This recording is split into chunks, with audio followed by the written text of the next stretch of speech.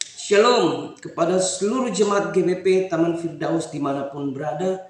Saya mengucapkan selamat hari Minggu dimanapun berada. Tuhan Yesus memberkati. Saya juga mau menyapa seluruh jemaat penonton yang setia menonton YouTube ini. Selamat hari Minggu. Saya juga mengucapkan terima kasih kepada Bapak Gembala Sidang GBP Taman Firdaus, Bapak Dr. Andi Lukman, Jonathan MTH bersama istri dan keluarga. Terima kasih masih diberikan kesempatan untuk saya menyampaikan kebenaran firman Tuhan pada hari ini. Baiklah Bapak Ibu, saudara-saudari yang dikasihi di dalam nama Tuhan Yesus. Hari ini kita akan sama-sama berbicara satu tema yang luar biasa, yaitu Yesus adalah jalan kebenaran. Namun sebelum saya menyampaikan kebenaran firman Tuhan pada hari ini, sebagai orang percaya, mari kita bersatu hati dalam doa. Allah pencipta langit dan bumi, kami mengucap syukur kepadamu. Engkau Allah yang selalu setia dalam kehidupan kami. Kami bersyukur untuk hari yang indah ini. Bapa berikan kesempatan bagi kami untuk beribadah. Berkatilah hamba yang akan menyampaikan kebenaran firman-Mu. Bapa urapi, layakan, kuduskan dan sucikan hamba. Berkati setiap jemaat yang mendengar firman ini. Biar firman ini boleh memberkati. Jangan gugur dalam hidup kami, tetapi boleh bertumbuh, berakar, dan berbuah dalam kehidupan kami. Berkati dari awal, pertengahan, sampai akhir. Dalam nama Tuhan Yesus, hamba berdoa dan bersyukur kepadamu. Haleluya. Amin. Baiklah Bapak Ibu, saudara-saudari yang dikasihi di dalam nama Tuhan Yesus. Tanpa terasa kita sudah hampir sebulan tidak ketemu. Hari ini saya begitu sukacita bertemu dengan Bapak Ibu, saudara-saudari. Baiklah, mari kita sama-sama mengambil Alkitab kita. Kita membuka dalam kitab Perjanjian Baru. Dalam kitab Perjanjian Baru yaitu Yohanes 14 ayat 6. Yohanes 14 ayat 6. Saya akan membacakan kata Yesus kepadanya, "Akulah jalan dan kebenaran dan hidup. Tidak ada seorang pun yang datang kepada Bapa kecuali melalui Aku." Demikian jauh pembacaan firman Tuhan pada hari ini. Berbahagialah kita yang mendengarkan dan boleh melakukan dalam kehidupan kita sehari-hari. Baiklah Bapak Ibu saudara-saudari yang dikasihi dalam nama Tuhan Yesus, saya memberikan tema pada hari ini yaitu Yesus jalan kebenaran. Kenapa Yesus disebut jalan kebenaran? Karena kita tahu bahwa Dia adalah Tuhan dalam kehidupan kita. Kita akan belajar kenapa tentang Yesus. Apa itu Yesus? Siapa itu Yesus? Ada 5 hal penting dalam kekristenan yang harus kita pahami, bahwa Yesus adalah Allah dalam kehidupan kita, Tuhan dan Juru Selamat dalam kehidupan kita. Yang pertama yaitu kelahirannya. Yang kedua adalah kematiannya. Yang ketiga adalah kebangkitannya. Dan yang keempat adalah kenaikannya. Dan yang terakhir adalah kedatangannya. Kita akan membahas siapa Yesus, kenapa disebut Dia sebagai jalan kebenaran. Bapak Ibu saudara-saudari yang dikasihi di dalam nama Tuhan Yesus. Bapak Ibu pernah mendengar bahwa kepercayaan yang lain, mereka masih mengatakan, mereka masih meminta, ya Tuhan, tunjukkanlah jalan kebenaran-Mu. Yang lain berkata, ya Tuhan, berikanlah jalan kebenaran itu. Tetapi dalam kekristenan, Yesus sendiri berkata, Akulah jalan kebenaran dan hidup. Tidak ada seorang pun yang bisa datang kepada Bapa kecuali melalui Aku. Kenapa? Yesus adalah jalan karena Dia datang dari surga. Bagaimana Dia akan menuntun kita seandainya kita berbicara seorang yang membawa kita ke satu daerah, tapi Dia tidak mengenal daerah itu, sama aja kita nanti pasti tersesat. Karena itu kita bersyukur Tuhan kita datang dari Allah Bapa dari surga, dan Dia akan menyiapkan tempat buat Bapak Ibu dan menuntun Bapak Ibu untuk menuju jalan kebenaran itu. Karena itu kita bersyukur Tuhan yang kita sembah memiliki jalan kebenaran karena dia datang ke surga. Dia sudah lahir, dia mati, dia bangkit, naik dan menyiapkan tempat untuk kedatangannya. Jika Bapak Ibu melihat dalam kitab perjanjian, kita flashback kembali ke perjanjian lama, ketika kejadian pertama, pasal pertama, Allah menciptakan langit dan bumi, semuanya diberikan kuasa untuk menguasai. Tetapi pada pasal yang ketiga, manusia jatuh dalam dosa, sehingga hubungan antara Tuhan dan manusia menjadi terputus. Oleh karena itu, dalam perjanjian lama, setiap kali kita melakukan dosa, maka kita harus menembus melalui darah persembahan seekor keledai, seekor kerbau, seekor domba. Darahnya dipercikan. Tetapi hubungan yang putus ini akan disambung kembali menjadi sama dengan kedatangan Yesus. Nah, dalam pasal yang ketiga itu manusia jatuh ke dalam dosa, diusir sehingga manusia terputus. Nanti pada Kejadian pasal yang 12, Allah memanggil bapa leluhur kita yaitu Abram dan Sarai. Dari situlah, dari Adam dan Sarai inilah lahirlah Ishak.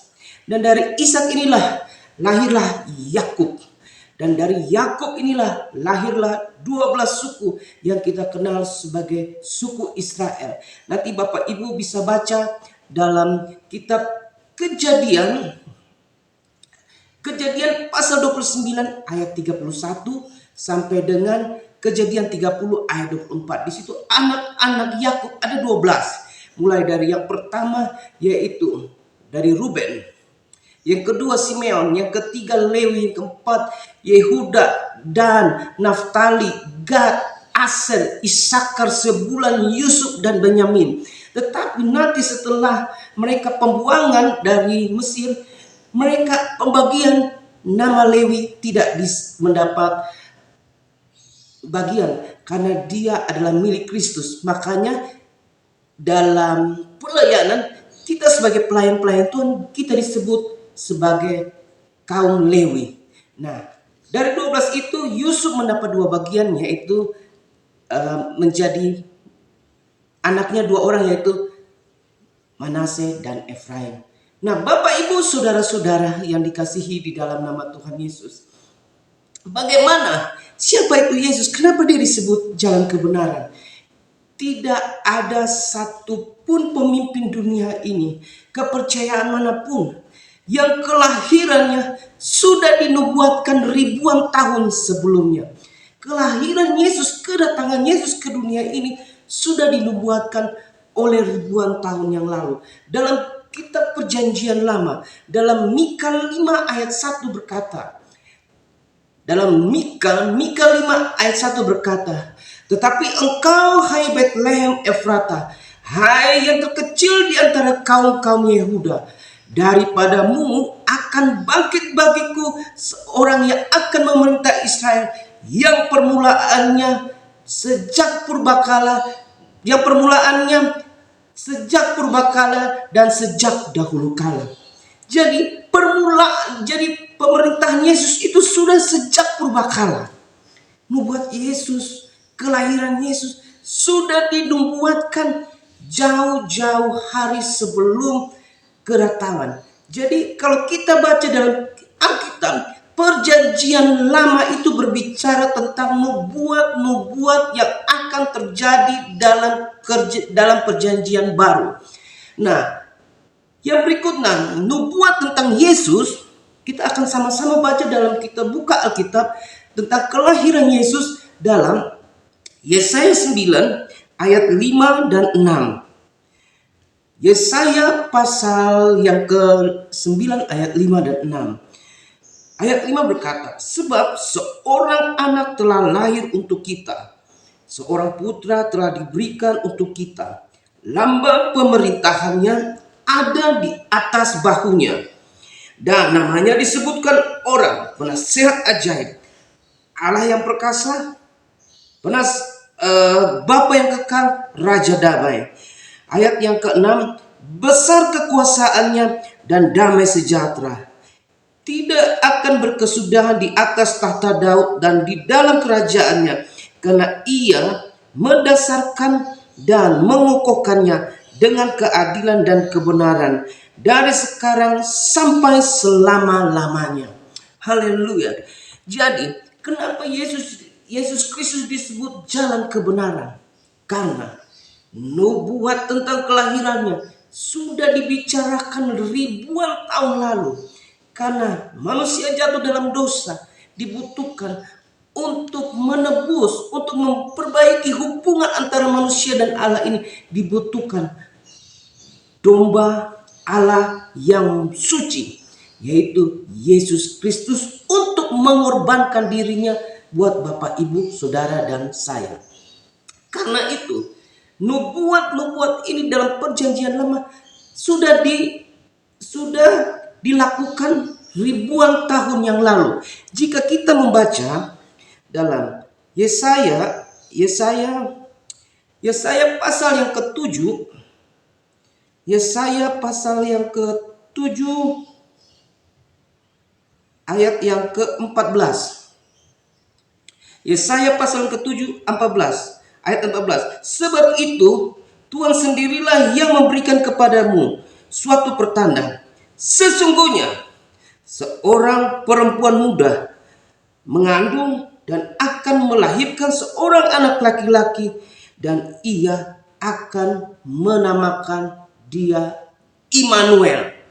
Jadi Bapak Ibu, nubuatan tentang Yesus Kristus ribuan tahun yang lalu. Nah, penggenapannya terjadi dalam perjanjian baru, ketika malaikat Gabriel datang menghampiri Maria. Maria menerima nubuatan yang sama ketika malaikat Gabriel mendapatinya. Setelah pertemuan itu, maka Maria mengandung. Kita sama-sama buka dalam Matius pasal 1 ayat 23. Matius pasal 1 ayat 23 berkata begini. Sesungguhnya anak darah itu akan mengandung dan melahirkan seorang anak laki-laki, dan mereka akan menamakan dia Immanuel. Haleluya. Jadi Bapak, Ibu, Saudara-saudari yang dikasihi di dalam nama Tuhan Yesus, tema kita itu Yesus adalah jalan kebenaran. Karena apa? Karena kelahirannya sudah dinubuatkan ribuan tahun dalam perjanjian lama dan digenapi dalam perjanjian baru, yaitu dalam Matius pasal 1 ayat 23. Yang berikutnya, kenapa Yesus disebut jalan kebenaran? Kematiannya untuk menebus dosa Bapak, Ibu, Saudara, dan saya.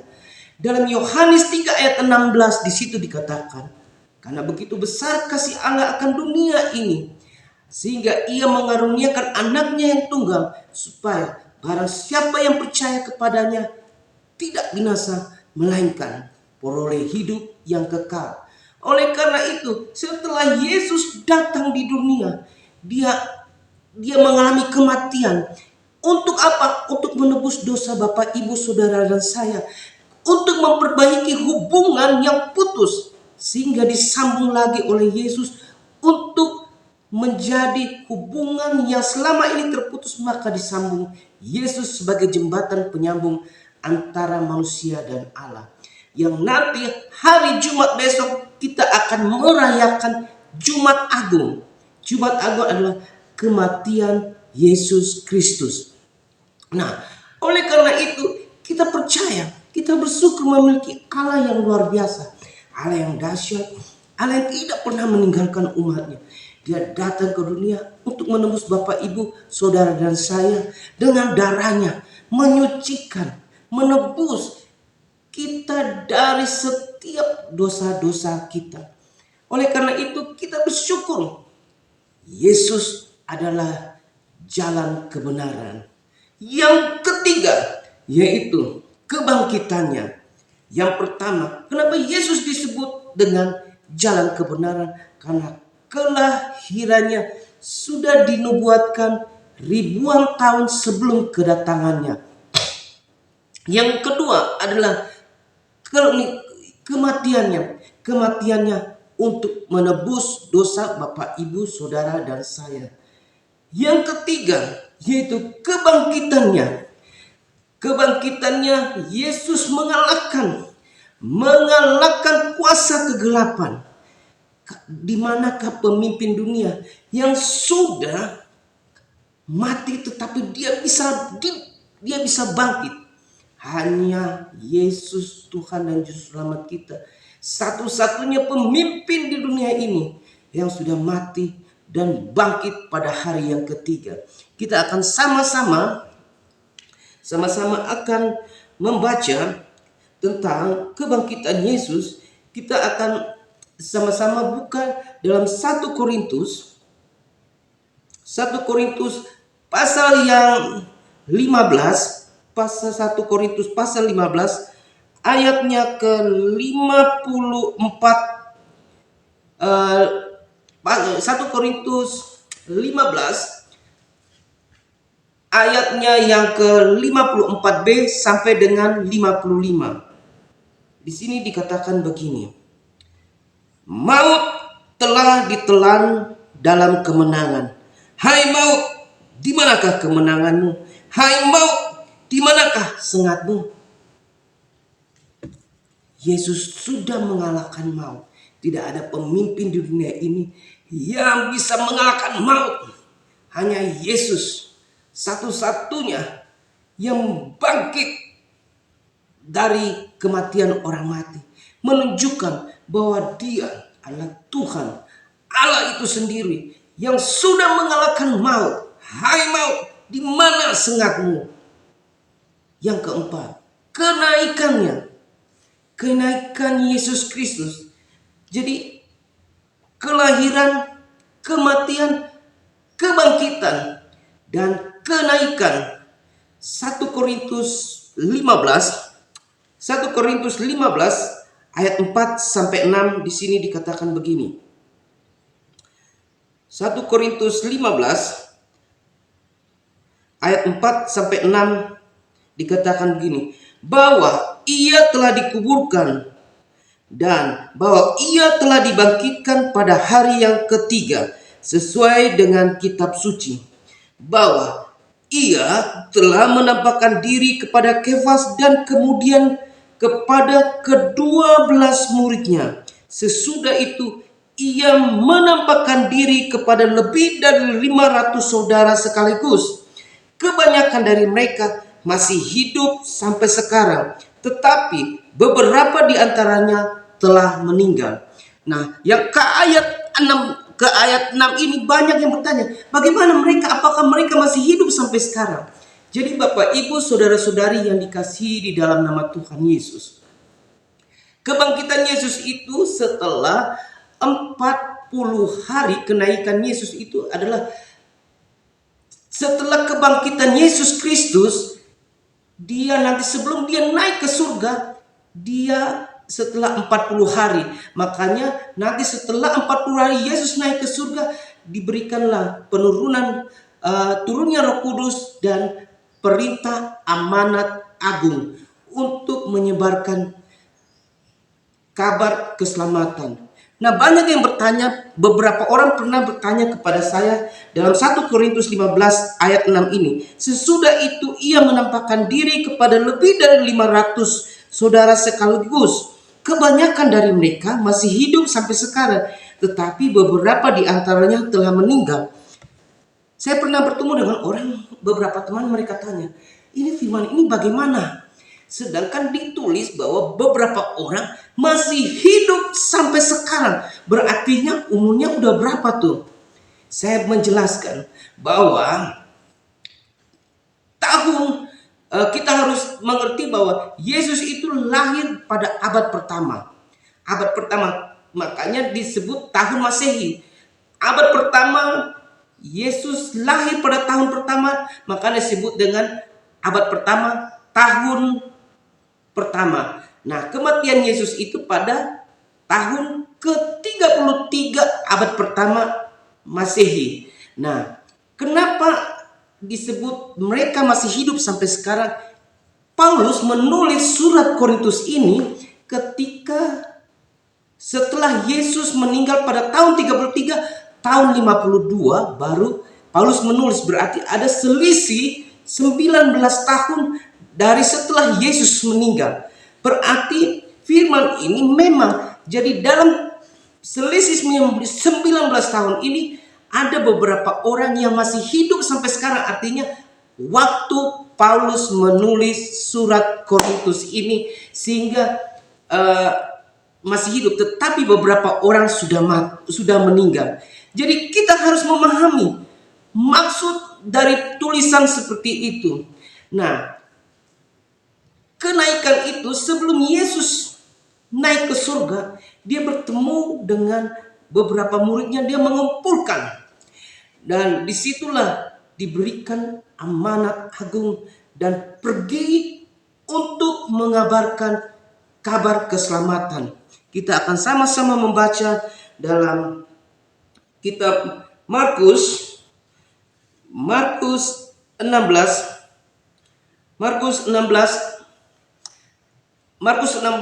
ayat 15 sampai 20.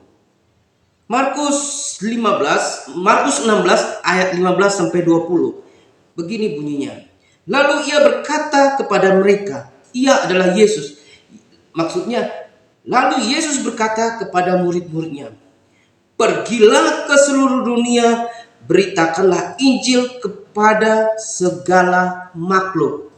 Siapa yang percaya dan dibaptis akan diselamatkan, tetapi siapa yang tidak percaya akan dihukum. Ini adalah perintah amanat agung bagi Bapak, Ibu, Saudara dan saya untuk menyampaikan kebenaran firman Tuhan. Dan ayat 17, tanda-tanda ini akan menyertai orang-orang percaya yang percaya. Mereka akan mengusir setan-setan demi namaku. Mereka akan berbicara dalam bahasa-bahasa yang baru bagi mereka. Mereka akan memegang ular, dan sekalipun mereka minum racun maut, mereka tidak mendapat celaka. Mereka akan meletakkan tangannya atas orang sakit dan orang itu akan sembuh. Sesudah Tuhan Yesus berbicara demikian kepada mereka, terangkatlah ia ke surga, lalu duduk di sebelah kanan. Ayat 20 berkata, mereka pun pergilah memberitakan Injil ke segala penjuru, dan Tuhan turut bekerja dan meneguhkan firman itu dengan tanda-tanda yang menyertainya. Haleluya. Jadi apa? Sudah nubuatan sudah 5 yang tergenapi. Kelahiran Yesus sudah terjadi. Nubuat para nabi dalam perjanjian lama sudah terjadi. Kelahiran Yesus, kematian Yesus sudah terjadi. Kebangkitan Yesus sudah terjadi. Kenaikan Yesus sudah terjadi. Dia sedang mempersiapkan untuk Bapak, Ibu, Saudara dan saya untuk kedatangannya. Oleh karena itu, hari ini saya mengajak Bapak, Ibu, Saudara dan saya, mari kita mau mempersiapkan diri hati kita untuk kedatangan Yesus Kristus. Karena kedatangannya tidak ada seorang pun yang tahu. Karena itu, mari kita mempersiapkan diri hati kita. Kita berjaga-jaga dan terus berjaga-jaga. Tuhan adalah gembala yang baik. Dia tidak akan pernah meninggalkan Bapak, Ibu, Saudara saat ini. Apapun pergumulan Bapak, Ibu, tetaplah percaya. Mari Bapak, Ibu, siapkan diri Bapak, Ibu, Saudara dan saya untuk kedatangannya. Nubuat ini sudah terjadi, tinggal satu lagi. Oleh karena itu, mari. Yesus sebagai jalan penyelamat, Yesus sebagai jalan kebenaran, sudah membuka pintu, sudah lahir, sudah mati, sudah bangkit dan sudah naik. Dia sedang mempersiapkan rumah buat Bapak, Ibu, Saudara dan saya. Karena itu, biarlah firman ini meneguhkan kita semua. Sehingga besok hari Jumat kita memasuki Jumat Agung, dan hari Minggu kita akan merayakan kebangkitannya, yaitu Paskah. Setelah itu 40 hari setelah kebangkitan, maka kenaikan Yesus ke surga, dan kita rayakan sebagai turunnya Roh Kudus. Biarlah firman Tuhan hari ini memberkati Bapak, Ibu, Saudara, dan saya untuk terus mempersiapkan diri hati kita menyongsong kedatangan Tuhan Yesus. Haleluya. Amin. Mari kita bersatu hati di dalam doa. Kami mengucap syukur, terima kasih kepadamu Tuhan untuk penyertaan yang Bapa berikan dalam kehidupan kami. Biarlah firman yang sudah hamba sampaikan boleh memberkati setiap jemaat yang mendengarnya. Tuhan Bapa berkati agar jemaat ini, firman ini tidak gugur dalam hidup kami, tetapi boleh tertanam, berakar, dan bertumbuh dalam hidup kami. Bapa berkati setiap jemaat yang sakit, Engkau sembuhkan, yang lemah Engkau kuatkan, yang punya permasalahan Tuhan berikan jalan keluar. Bapak berkatilah Pak Andi, Ibu Popi, dan keluarga, berikan kesehatan, umur yang panjang. Berkati kami semua yang jemaatnya mendengarkan, biar damai sukacita ada dalam kehidupan kita. Berkat-berkat surgawi turun atas kehidupan kita. Terpuji namamu Bapa, kekal selama-lamanya. Dalam nama Tuhan Yesus hamba berdoa dan mengucap syukur kepadamu. Haleluya. Amin. Shalom. Selamat hari Minggu. Tuhan Yesus memberkati. Selamat menyongsong Jumat Agung dan Paskah untuk minggu depan. Tuhan Yesus memberkati kita semua.